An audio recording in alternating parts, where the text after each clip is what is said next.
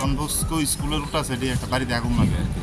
তো আমরা খবর পেয়েছি বিশ্রামে ফায়ার সার্ভিস থেকে আর কি সকালে গাইলাম আইডিটা অপন আমরা আগুন নিয়ন্ত্রণে আছি। কয়টা ঘর পুরো আছে?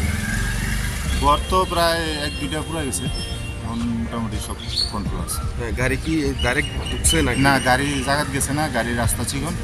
তো আমরা অনেকটি রুলি ডেলিভারি 5 লাগানোর পরে এরপরে এই জায়গা চল হয়েছে। তাহলে আমরা কোন ফায়ার সার্ভিস? আমরা বিশ্রামে ফায়ার সার্ভিস থেকে গেছি। আমরা পরিচয়। আমার নাম রাকেশ চৌধুরী।